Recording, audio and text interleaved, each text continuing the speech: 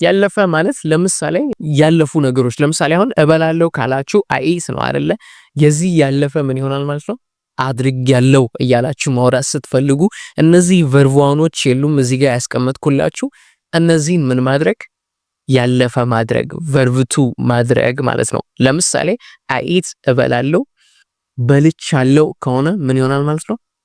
አይ ኤት ይሆናል ማለት ነው። ሶ አይ ኤት ካላችሁ በልቻለሁ ያለፈ ሶ አይ ኤት በልቻለሁ ይሆናል ማለት ነው።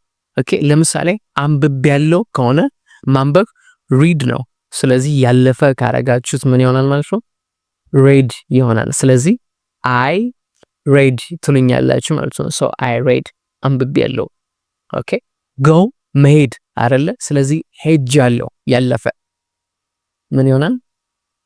አይ ዌንት ይሆናል ማለት ነው። ኦኬ ለምሳሌ ትምህርት ቤት ሄጃለሁ አይ ዌንት ቱ ስኩል እስኪ በሉ አይ ዌንት ቱ ስኩል አይ ዌንት ቱ ስኩል ኦኬ ትሉኛላችሁ ማለት ነው። ስፒክ ካላችሁ መናገር ተናግሬያለሁ ማለት ከፈለጋችሁ አይ ስፖክ ይሆናል ማለት ነው ያለፈ። ስለዚህ አይ ስፖክ ለምሳሌ ትናንትና እንግሊዘኛ ተናግሬ ነበር አይ ስፖክ ኢንግሊሽ yesterday I spoke English yesterday ካላችሁ ትናንትና እንግሊዘኛ ተናግሬ ነበር ይሆናል ማለት ነው። ይሄንን ምን ካረጋችሁት ኔጌቲቭ የምታረጉት ከሆነ ምን ማስገባት ዲድን ማስገባት ለሁሉም። ለምሳሌ I speak እናገራለሁ ነው I spoke ተናግሬያለሁ ነው አይደለ?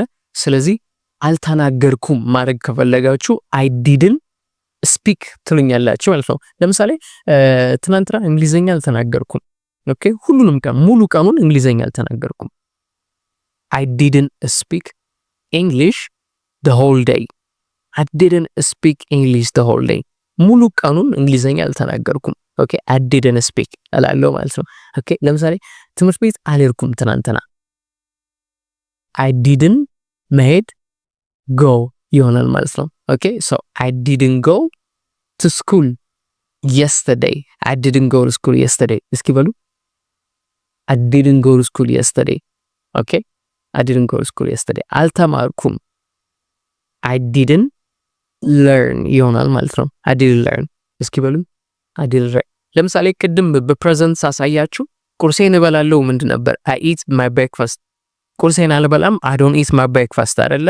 ኦኬ ይሄንን ያለፈ ብታረጉት ቁርሴን በልቻለሁ I ate my breakfast ኦኬ ቁርሴን አልበላሁ ቢሆን I didn't eat my breakfast ይሆናል ማለት ነው። ኦኬ ቁርሴን አልበላሁም I didn't eat my breakfast ትሉኛላችሁ ማለት ነው። ኦኬ ለምሳሌ ዛሬ ወጥ ቁርሴን አልበላሁም I didn't eat my breakfast today I didn't eat my breakfast today I didn't eat my breakfast today በሉኝ እስኪ I didn't eat my breakfast today በሉት ትሉኛላችሁ ማለት ነው። ኦኬ ሶ I didn't እንደዚህ አላደረኩ። ለምሳሌ እህቴ ጧት ስትነቃ ጥርሷን አልቦረሸችም my sister didn't brush ትሉኛላችሁ ማለት ነው። so my sister didn't brush ካላችሁ አልቦረሸችም እያላችሁ ነው ወይም ደግሞ አላጸዳችም እንደማለት። didn't ከሆነ ምን ይሆናል ማለት ነው? ያለፈው ነው ኔጌቲቭ ይሆናል ማለት ነው። ይሄንን ጥያቄ ማድረግ ከፈለጋችሁ ከፊት ለፊቱ ዲድ ማስገባት። ለምሳሌ I ate ካላችሁ በልቻለሁ ነው አይደለ? ስለዚህ ምን ማስገባት ከፊት ለፊቱ ዲድ አስገብታችሁ ate የሚለውን ወደ ኢት መቀየር። ለምሳሌ I ate በልቻለሁ እንዴ ማለት ከፈለጋችሁ did I eat ትሉኛላችሁ ማለት ነው። እስኪ በሉ did I eat did I eat እስኪ እኔም በልታል በሉኝ did you eat እስኪ በሉት did you eat በሉ እስኪ did you eat ትሉኛላችሁ ማለት ነው። ኦኬ ይሄንን ሲያሳጥሩት ምን ይላሉ መሰላችሁ? did you eat የሚለውን በደንብ ሲያሳጥሩ did you eat ይላሉ አይደለ? ከዛ did you eat እስኪ በሉ did you eat ከዛ በጣም ሲያጠር ምን ይሆናል?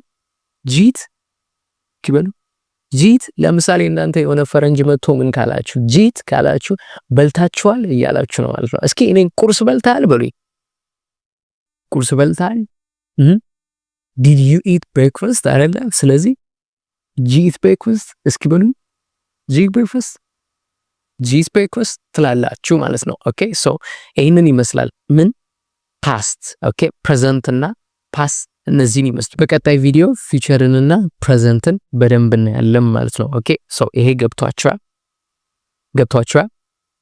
ከገባችሁ በጣም ጥሩ፣ ካልገባችሁ ደግሞ ኮሜንት ላይ አስቀምጡልኝ። ኦኬ ሶ till we meet again, see ya.